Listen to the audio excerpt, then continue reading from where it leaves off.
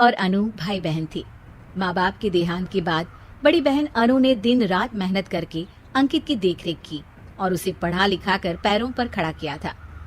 दोनों भाई बहन खुशी खुशी रह रहे थे। एक दिन, दीदी मुझे जॉब मिल गई है। अरे वाह भैया, तेरी मेहनत सफल हुई। मेरी मेहनत नहीं दीदी, आपकी मेहनत।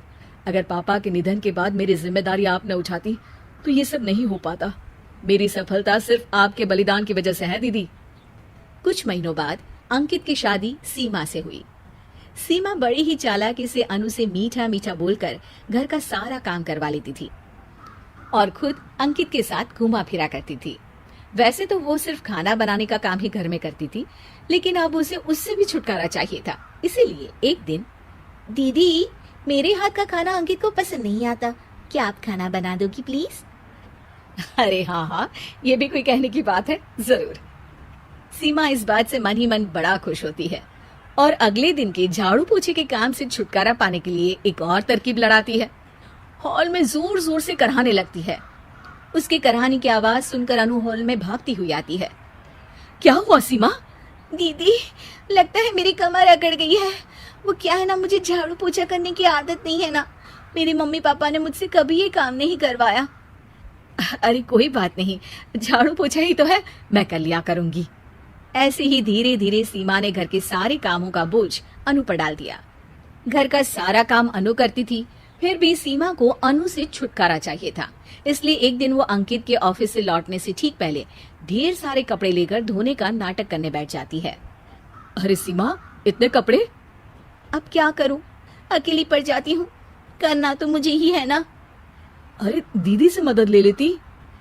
अच्छा, ताकि सारा जमाना कहे कि भाभी बड़ी ननद से काम करवा रही है। और वैसे भी दीदी ने तो साफ कह रखा है मुझे कि तुम आज जो भी हो सिर्फ उनकी वजह से हो, इसीलिए अगर उनके बनाए इस घर में रहना है तो काम करना ही पड़ेगा। ये सब सुनकर अंकित को बहुत गुस्सा आ गया।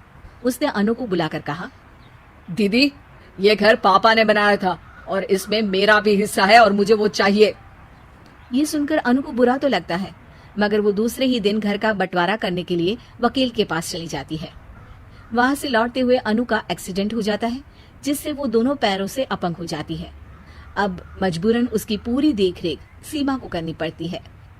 एक दिन सारे कामों से थक कर सीमा अंकित से कहती है, अजी सुनते हो, अब मुझसे तुम्हारी ये बहन की सेवा ना होगी। अगर कल तक तुम इसका बंदोबस्त नहीं करते तो मैं घर छोड़कर चली जाऊंगी। भाई ये कैसी बातें कर रही हो? इस हालत में वो कहाँ जाएंगी? मैं कुछ नहीं जानती, बस कल ये इस घर में मुझे दिखनी नहीं चाहिए। अंकित अपनी बीवी की जिद के आगे हार मान लेता है और अनु को शेल्टर होम में छोड़ आता है। 3 महीने बाद, अजी सुनते हो, ये आपके लिए एक पार्सल आया है, ये लीजिए।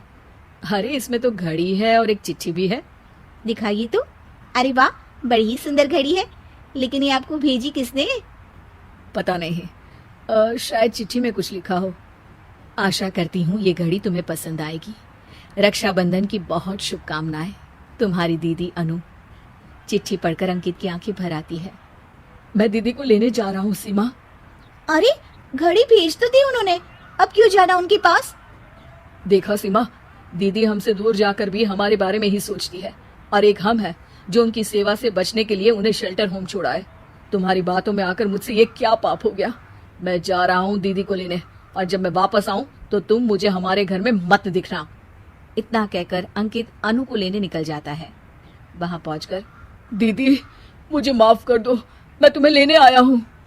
भाई आज तो राखी है, आज तो मैं मना कर भी नहीं सकती। दोनों घर पहुंचते हैं। अरे सीमा, तुम अभी तक यहीं हो? निकल जाओ इस घर से। अरे वाह अंकित, फिर वही गलती कर रहे हो तुम। सीमा, तुम कहीं नहीं जाओगी। दीदी मुझे माफ कर दो, मुझसे गलती हो गई।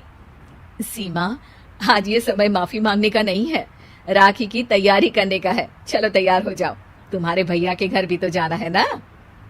ये सुन सीमा अनु के गले लग जाती है।